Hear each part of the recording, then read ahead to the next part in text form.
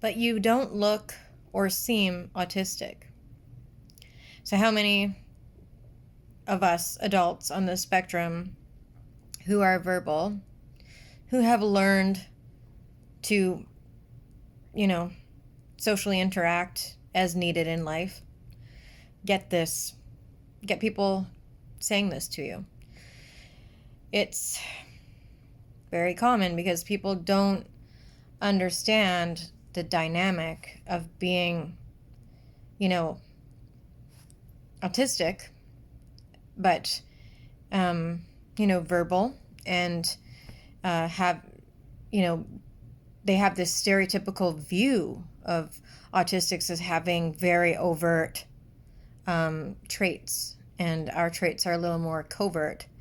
But the problem here is that people refuse to accept that we have, these subtle traits that are a little bit, let's say, idiosyncratic, and people don't see it as that it's autistic. They see it as it's weird or difficult or bizarre, like lying, dishonest, all kinds of negative personality characteristics that they see, rather than that these are simply autistic traits, like not having sustained eye contact, having, a loud tone of voice, or a soft, or too soft tone of voice, too quiet.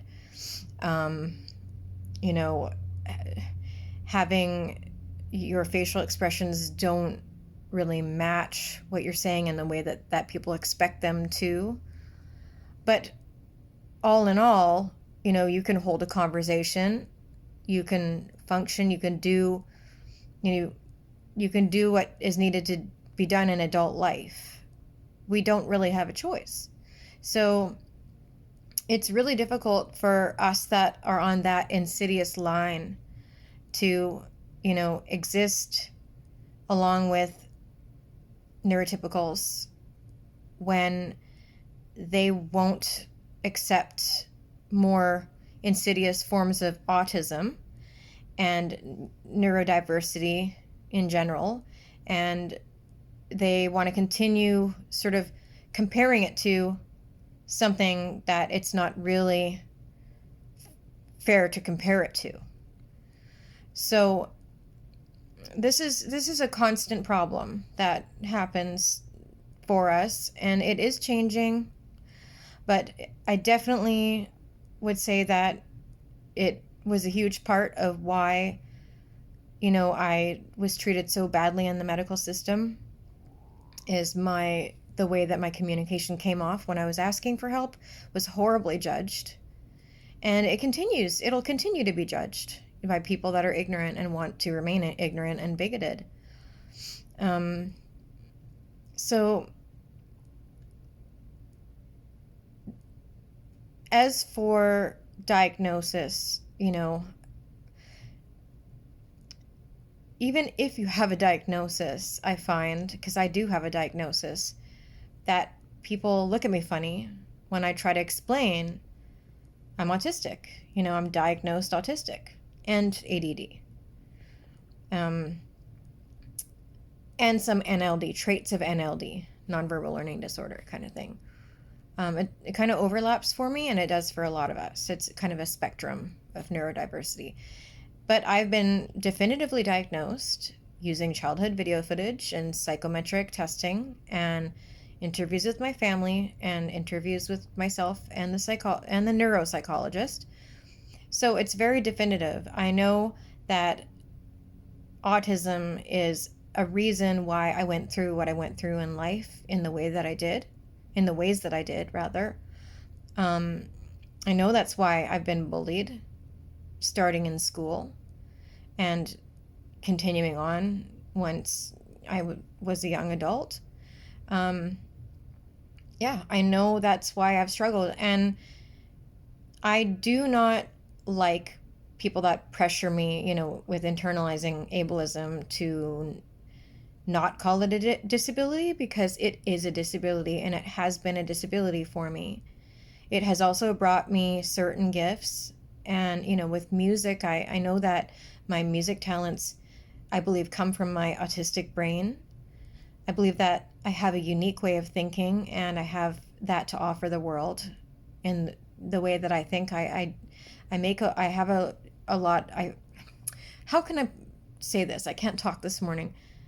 I have a, I'm fluid. I have a way of thinking very fluidly. I connect a lot of things. I'm very objective. I interrelate and connect a lot, and that's kind of a superpower of mine, as well as music. And so there definitely are gifts, and I'm grateful for that, but there still are disabilities.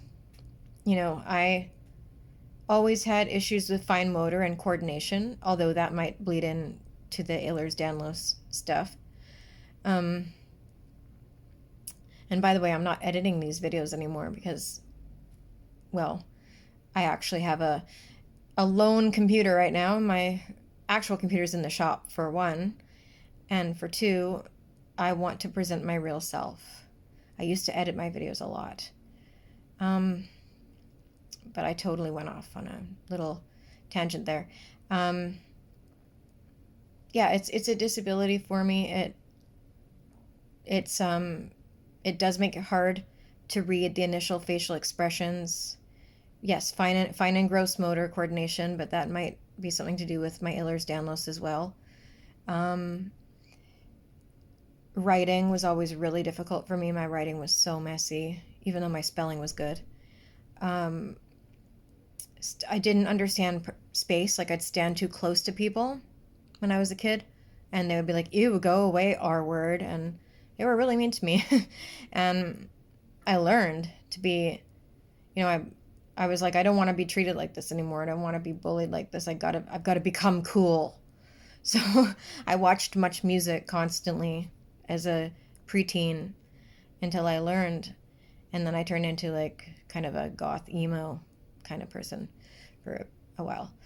And but a lot of us have that kind of history, and because of the way that I was treated and what I went through, including dysfunctional family home life, and this is generational too, by the way. I don't think my parents are neurotypical, but I think they're neurodivergent, both in very different ways, and it was quite a mess with their marriage.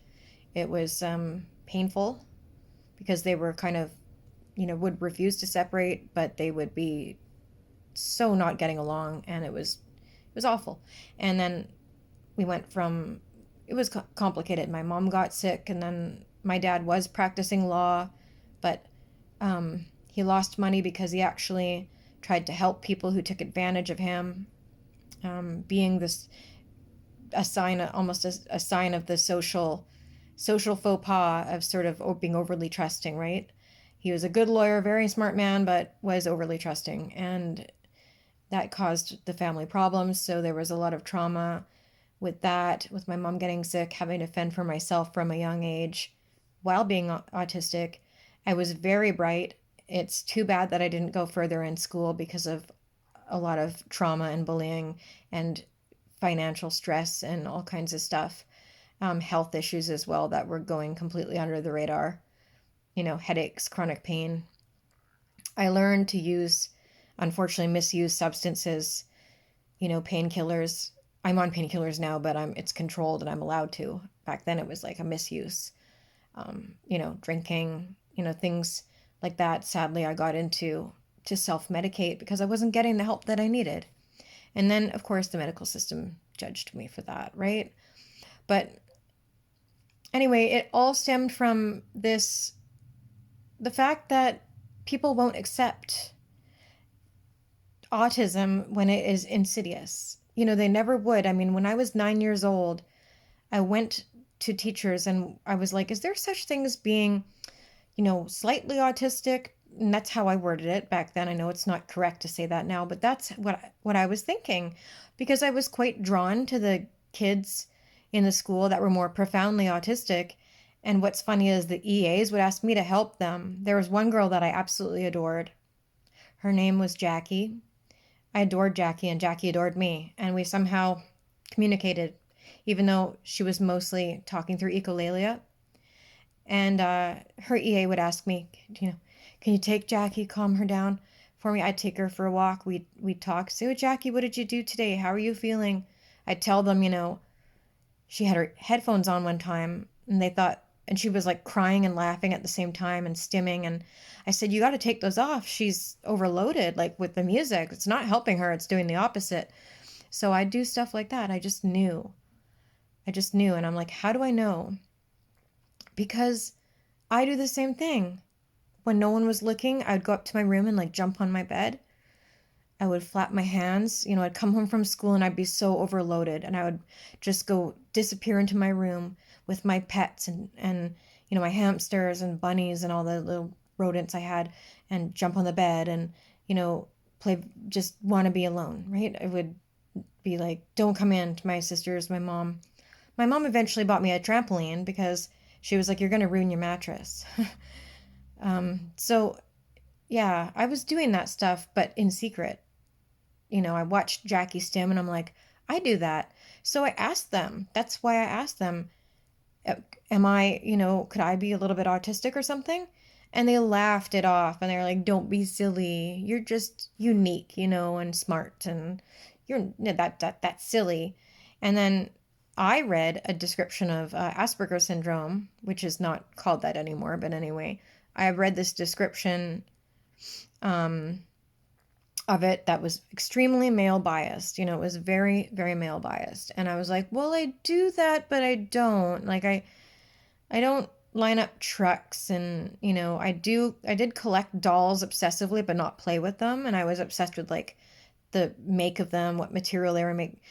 I was very like when I was a child, I would get obsessed with something and I would go full on at it, even though the interest was seemingly normal. The intensity that I'd be obsessed with it was not normal. So, I mean, but I kind of gaslit myself reading it going, well, that, doesn't sound like me because it was so male and I was presenting, more like a female. And later on, when I read a chart that specifically described females, I almost fell off my chair because I'm like, oh my God, it sounds like someone's describing me. Like, I'm not crazy. I'm not, bipolar and I'm like all these things, OCD, whatever. I'm autistic. This is the bulb of the onion. And then I got, and then I pushed for diagnosis because I needed to know. And of course I got attacked for that. I mean, I'm sick now. My Ehlers-Danlos is way worse than it should be. So I did get attacked by the system for, identifying proudly and strongly as neurodivergent earlier on before that was, more popular, right? Back in 2013, not a lot of people were doing that. And yeah, it sucks being a pioneer, I guess, being, a minority. But yeah, so the problem stems from this refusal, almost a xenophobic refusal to accept that an intelligent adult who can have a conversation with you and be functioning in the human world and whatever, is autistic. Because there's different, levels of autism, and it's not linear either. But there's still people that just won't accept the insidious, more stealth kind of autism. And this line is a difficult one. I know that I have complex PTSD because of being on this line. I know that I continue to get misunderstood and misjudged and misinterpreted because I am on this line. And when people say to me, you don't look and seem autistic, it's like, look harder because, look deeper because you will see it. I actually do present. I don't try to hide it anymore. But I don't present in this stereotypical way that they're expecting because I've also learned, So it's kind of a mix of the two. I certainly don't mirror anymore. Mirroring is when you literally copy like a neurotypical individual's behavior. I used to. I don't do that anymore because it really messed with my identity and confused me about who I am. I don't do that. But, you still have to, we're in a predominantly neurotypical world, and we have to, I have to deal with doctors a lot, and pharmacists, and um, care caregivers, and all that stuff. My boys, teachers, and it's stressful, um, and it's exhausting, but I have to, right? So I continue to, but I am open about being on the spectrum, and I continue to get this. You don't look autistic. You don't seem autistic. But I don't get it all the time. I'm getting more people seeing me for me and seeing that I am a neurodiverse, woman, and that this is how I present, and please respect my boundaries. If I'm too tired to talk because I've performed enough and, conversed enough, then, I can't, I say things like to teachers, I say, I can't process that email. It's too detailed, like it's too redundant. I need it broken down. I assert my boundaries that way now, and I never did before because I thought people wouldn't accept it. So it's getting better, but you still always get that, and we will get that. We who are on this line, we will continue to get it. And we just have to keep educating.